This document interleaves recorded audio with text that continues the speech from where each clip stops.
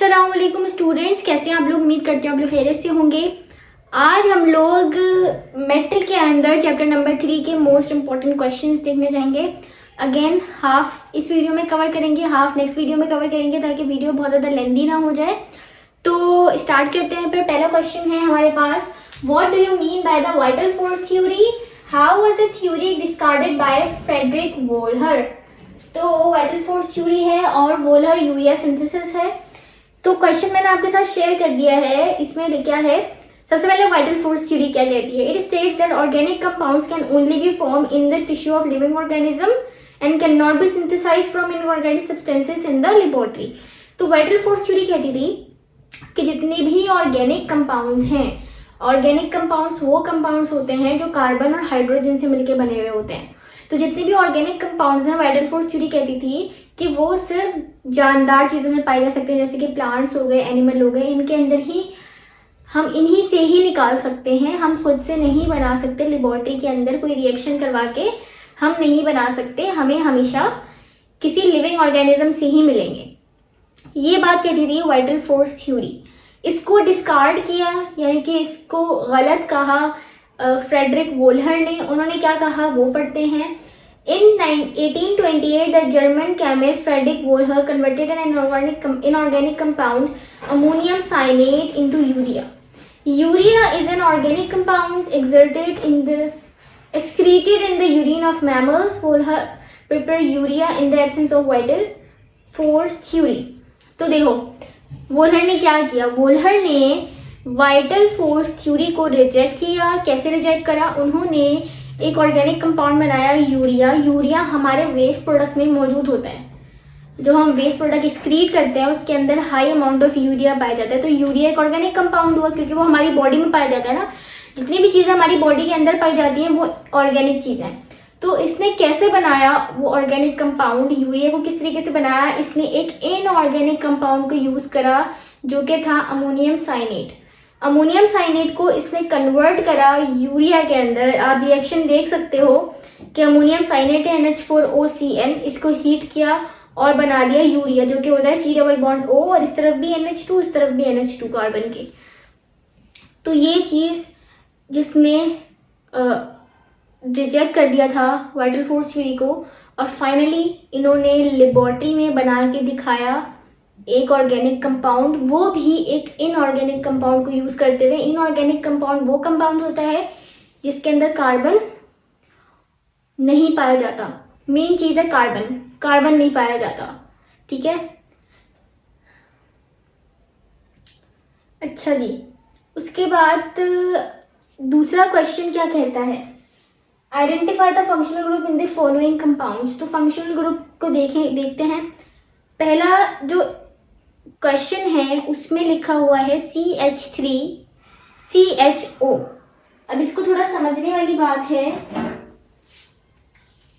CH3-CHO, जब भी आप लोगों को CHO नजर आएगा तो इसका मतलब क्या है कि ये एल्डिहाइड है। देखो लिखा हुआ है ना, एल्डिहाइडिक ग्रुप। दूसरा क्या है CH3, CH2, CH3 और आखिर में लगा हुआ है OH।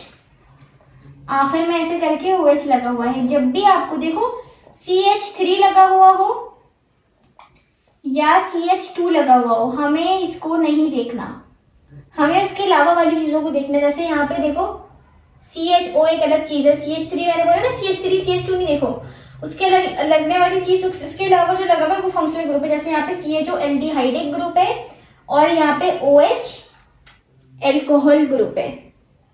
तीसरा है CH3COCH3। अब दोबारा यहाँ पे देखो CH3 इसको इग्नोर करो। बीच में जो CO है वो देखने वाली चीज है। तो CO जब भी दिखे इसका मतलब क्या है कि ये कीटोन का ग्रुप है, कीटोनिक ग्रुप। उसके बाद D है CH3COOH। अगेन देखो CH3 को हमें नहीं देखना, COOH को देखो। COOH क्या है, इस तरीके से लिखा हुआ है ना COOH। COOH जो है वो कार्बोक्सिलिक एसिड का ग्रुप होता है। ठीक है, तो कार्बोक्साइल ग्रुप भी कहते हैं हम इसे। उसके बाद लास्ट है اب لاسٹ میں دیکھو CH2 بھی دکھ رہا ہے ہمیں, CH بھی ہے, CH2 بھی ہے. اچھا یہاں پہ میں CH کو بھی ایڈ کر دیتی ہوں تاکہ آپ لوگ کنفیوز نہ ہو. CH, ٹھیک ہے. اب یہاں پہ دیکھو, اگر آپ لوگ ایک بات نوٹ کرو تو یہاں پہ CH2 اور CH کے درمیان میں دو لائنیں آ رہی ہیں. تو یہاں پہ کون سی چیز موجود ہے؟ یہاں پہ ڈبل بانڈ موجود ہے. تو یہ والا ڈبل بانڈ ہو گیا. اچھا اب اس کے بعد تیسرا کوشچن ہے, right the condense and structural formula of methane and ethane. تو میتھین کیا ہوتا ہے؟ میتھین کا اگر میں سب سے پہلے کنڈینس فارمولا لکھوں تو میتھین کا کنڈینس فارمولا ہوتا ہے CH4. یہ باتیں آپ کو یاد رکھنی ہے. اس کا کنڈینس فارمولا ہوتا ہے CH4. اگر میں اس کا اسٹرکچرل فارمولا بناؤں, اسٹرکچرل فارمولا کے اندر آپ لوگ کیا کرتے ہو کہ جتنے بھی کاربن ہے نا ان کے ساتھ جو بھی ہائیڈروجن لگے ہوئے ہیں آپ ان کو بس کھول کے لکھ دیتے ہو, ٹھیک ہے. جیسے کہ اگر میں اسٹرکچرل فارمولا بناؤں گی تو اس کاربن پہ جو ہائیڈروجن لگا ہے میں اس کو کھول کے لکھ دوں گی. تو یہ کاربن ہے, اس کے چاروں طرف ایسے کر کے ہائیڈروجن دکھا دوں, 4 ہائیڈروجن. تو یہ ہو گیا اس کا اسٹرکچرل فارمولا. یہ تھا کنڈینس فارمولا, یہ ہو گیا اسٹرکچرل فارمولا. اب آ جاتے ہیں ایتھین پہ. ایتھین کا جو فارمولا ہوتا ہے وہ ہوتا ہے C2H6. یہ تو اس کا ہو گیا کنڈینس فارمولا, ٹھیک ہے. یا پھر اس کا یہ تو مالیکولر فارمولا ہے. 3 چیزیں ہوتی ہیں, مالیکولر فارمولا. اب اس کے بعد آتے ہیں ہم کنڈینس فارمولے میں. کنڈینس میں کیا کرتے ہیں, ہم ایک کاربن کو الگ کر دیتے ہیں. ایک کاربن کے ساتھ جتنے ہائیڈروجن لگے ہیں اور دوسرے کاربن کے ساتھ جتنے ہائیڈروجن لگے ہیں ہم ویسے کر کے لکھ دیتے ہیں. اب یہاں پہ دیکھو 2 کاربن ہے اور 6 ہائیڈروجن ہے. اب دونوں کو ایکول, کاربن کو بھی ایک کر دو, ہائیڈروجن کو بھی آدھا کر دو. تو کاربن 1 ہو گیا, ہائیڈروجن 6 ہے, تو 3 ہائیڈروجن اس کے ساتھ آ جائیں گے اور 3 ہائیڈروجن اس کے ساتھ آ جائیں گے. یہ ہو گیا اس کا کنڈینس فارمولا. اب اس کا اسٹرکچرل فارمولا میں نے کیا لکھا, جتنے کاربن میں جو ہائیڈروجن ہے نا اس کو کھول کے لکھ دو.